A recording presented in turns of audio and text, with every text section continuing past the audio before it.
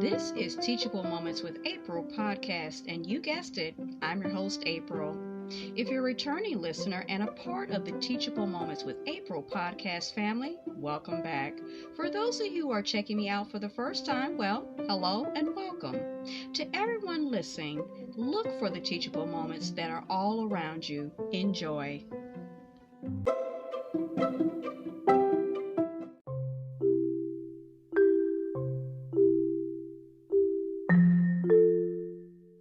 Today's content is from Marriage and Family, the Missing Dimension, from Beyond Today, United Church of God. God's Instruction Manual for Marriage. We look at the book of Genesis 2:24. Therefore a man shall leave his father and mother and be joined to his wife, and they shall become one flesh. When we buy a new appliance or tool, it's common to see on the outside of the box some assembly required, instructions inside. But of course, many of us don't bother with the instructions. We just put together the item as best we can, and sometimes that works. But if it doesn't, we have to go back and read the directions to find out what we did wrong. Now, as the old saying goes, if all else fails, read the directions. Now, when it comes to putting together a marriage, many couples have used the same approach. They do it without bothering to read the instructions. Sadly, the result is that many marriages aren't working. Husbands and wives find that they can't live together in peace because couples don't read or heed the instructions. Marriages are failing at abysmal high rates. Now, during the latter part of the last century, divorce rates skyrocketed in many countries. The tragic result is that more and more children are being raised in single-parent homes. Now, in the United States, psychologist Robert Evans says unprecedented numbers of people now delay marriage into their late 20s or their 30s, or cohabitate without even marrying at all. Now, when they do wed, the chances of their first marriage breaking up are between 40% and maybe 50%. Their second marriage between 50 to 60%. Barely more than half of American adults are currently at this time married. Now, when they do cohabitate, their chances of breaking up are even higher. Now, more than 1/4 of all families with children are headed by single parents, overwhelmingly single mothers. Now, more than 40% of American children do not currently live with their biological fathers. In Canada, it's currently expected that 37.7% of all marriages will end in divorce before the 30th anniversary. In Great Britain, reporters David Taylor and Lucy McDonald wrote, more than 1/3 of adults in Britain are destined never to marry, according to official study of family life in the 21st century. The report, called The Family, predicts that by 2011, 39% of men and 31% of women in the population will never marry. However, the number of people living together will double in the next 20 years from the current figure of 12%. So it's likely that within the next decade, most children will be born outside of the marriage, the institution of marriage. We could bury ourselves in these statistics concerning the failure rates of marriages from around the world, but the overall picture will remain the same. Divorce, or the dissolution of marriage, as some prefer to term it, plagues humanity and most every nation. Now, faced with these numbing reports, many, particularly in Sweden and Denmark, are choosing to forego marriage and simply to live together. Under these conditions, because there are no marriages, there are no divorces to report when couples break up. But these same broken relationships bring heartache to the adults and children alike, with the children especially suffering when they are separated from one of their biological parents. Recognizing the failure rate of so many marriages today, a logical person will examine the causes for the failures to see what might be done to save his or her relationship from a similar fate. When we make the decision to examine the instructions, we also face the critical matter of where to turn for such instruction. Now, if man is simply an animal and there is no God, then there are no divine directions, right? If there are no divine directions, logically, we'd want to get the best statistical information available from research so that we could make decisions based on the greatest likelihood of happiness and success, right? Yet some people don't want to know what works either. Apparently, they'd rather take their chances, and poor chances they are, on their own without any guidance whatsoever. Does that make sense? Does that make sense? We can be grateful, however, that the Bible does provide instruction on marriage. And not only that, the validity of this instruction is continually being backed up by sociological research. Do you want to know what the instructions are? Will you be willing to live by the guidelines that it sets? Are you committed to the path of least resistance and willing to suffer the sure consequences of broken laws? We each must choose what we will do. Now remember, no choice is also a choice. No choice is also a choice, and usually a poor one. So what does God say? Where can we find His directions? Now, when God created human beings, He made two models, one male, one female. Now, in Genesis 1:27, He says, "So God created man in His own image. In the image of God, He created him. Male and female, He created them." Now, reflecting on His creation, including making us male and female, Genesis 1:31 says this, "Then God saw everything that He had made, and indeed it was very good." Now, sexuality in human beings was not designed to be just okay. It was designed to be extremely good, and it is great and wonderful when we use this special gift of God in the way He intended. Now, sadly, many people do not respect their sexuality or others, as they should. Through immoral sexual behavior, they belittle what God intended to be a very special experience. Now, the account of the first marriage is recorded in Genesis 2. Here, we read that God initially created Adam as the only human being. In mankind's earliest beginning, no Eve was to be found. But for Adam, there was not found a helper. There was not found a helper comparable to him. Verse 20. At this time, Adam was, I guess you can say, single.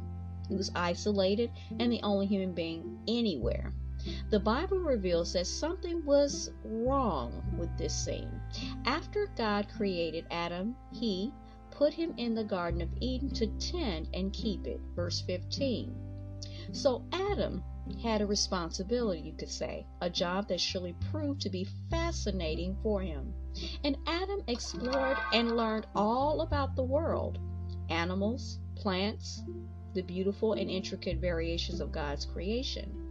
Not only was he learning, but God gave him the privilege of naming all the birds and animals and other living creatures found at verse 19.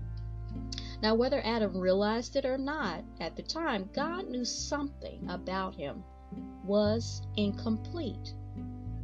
And the Lord said, "It is not good that man should be alone. I will make him a helper comparable to him." This is found at verse 18. So let's think for a moment, about why it was not good for Adam to be alone.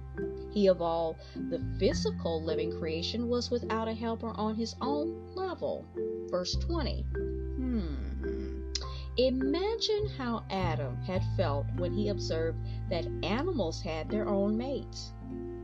Through this observation, his observations of the animal kingdom in its maleness and femaleness, he was reminded that he was the lone human on the planet Earth, okay? And he was a male with no corresponding female.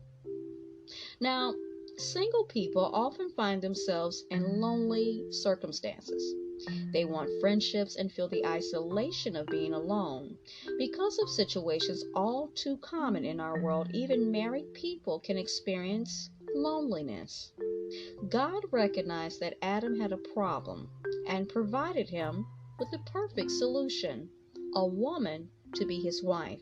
Now, God, as the source of every perfect gift, we're going to give reference to James 1:17, knew just how to form the woman. Now, God had made Adam from the ground. Adam is related to the Hebrew word, okay, which means ground. But instead of using more soil to make Eve, God caused Adam to fall into a deep sleep and made Eve out of one of Adam's ribs. And this account is found in Genesis 2, verses 21 and 22. Now, the Hebrew word translated made, okay, is usually translated as build. Now, God literally built Eve. Ever loving, kind, and merciful, God took every and great delight in forming her, physically and mentally, to be the perfect complement for Adam. Now, Scripture emphasizes another aspect of the first marital relationship. Because God made Eve from one of Adam's ribs, an undeniable bond, okay, existed between Adam and Eve.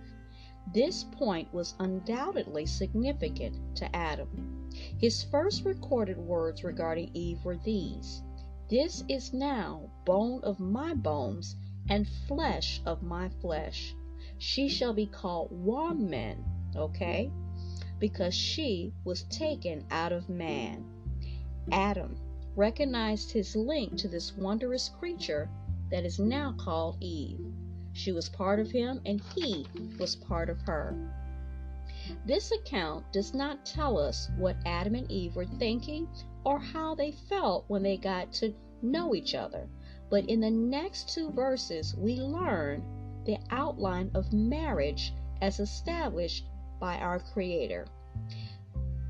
Therefore, a man shall leave his father and mother and be joined to his wife, and they shall become one flesh. And they were both naked, the man and his wife, and they were not ashamed. Found in verses 24 and 25. So let's examine this outline a little bit more closely. An important aspect of marriage is leaving father and mother, as God instructed, to establish a new family unit. And Adam and Eve did not have physical parents to leave. But future generations would need to apply this particular instruction. See there? Honoring parents and seeking their advice is advisable, but newlyweds need to remember that they are a new family unit. Just because things were done a particular way in your family does not mean your spouse will want to do things the same way. Now, two people must learn to work together in marriage, showing respect and love to each other. Now, such an approach follows the biblical principles of wives submitting to their husbands and husbands loving and honoring their wives. And their references at Ephesians 5, verse 22 and 25, and 1 Peter 3, verse 1 and 7. Now, establishing family guidelines and traditions in an atmosphere of love and respect gives the newly married couple a foundation on which to build their lives. Now, another principle from Genesis 2:24 is that a husband should be joined to his wife. Other translations say he should cling or cleave to her. Now, today we would say he should bond with her. Other than God, she should be his highest commitment. The biblical text is clear that a man should build this special, close relationship with his wife. The ideal of clinging to multiple partners is foreign to this particular account. Even though God allowed some men, in the Old Testament to have several wives, at the same time, such arrangements were not God's intent from the beginning. Now, in listing the qualifications of bishops or overseers of the church, at 1 Timothy 3:2, we see it makes it clear that such a man must follow God's instructions and be blameless, the husband of one wife. How can husbands and wives join with each other and make their relationships loving and lasting? Simple actions like hugs, kisses, and pledges of love build and strengthen the bond God intended for marital partners. Now, when husbands and wives constantly work at building their relationship, they find it easier to agree on practical options and settling their family disagreements. And they're going to come. Now, some people think love is a magical, mysterious emotion that two people fall into or out of for no apparent reason. The truth is different. Loving relationships must be nurtured. They require effort. Love is care and consideration directed toward another person, not just an ethereal emotion over which we have no control.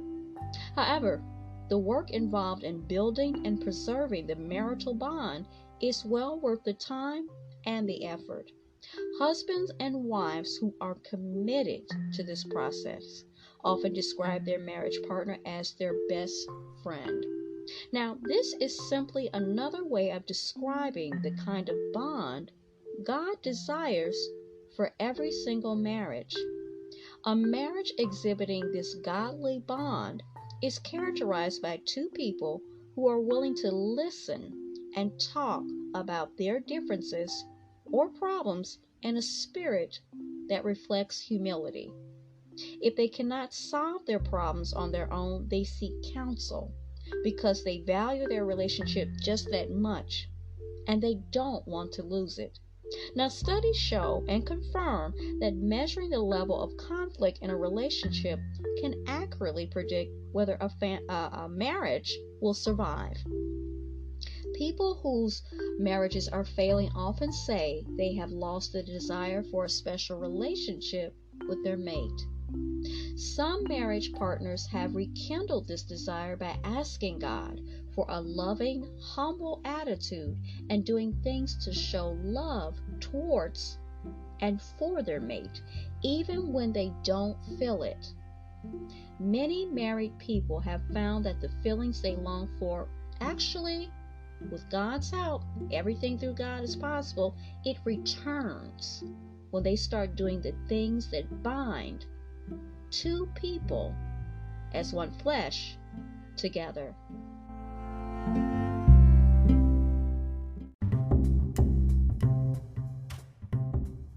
To prove that there is such a thing as free money, we went to the stores to give people a little sample of us. Find it today when you download the app, the Cashback Grocery app.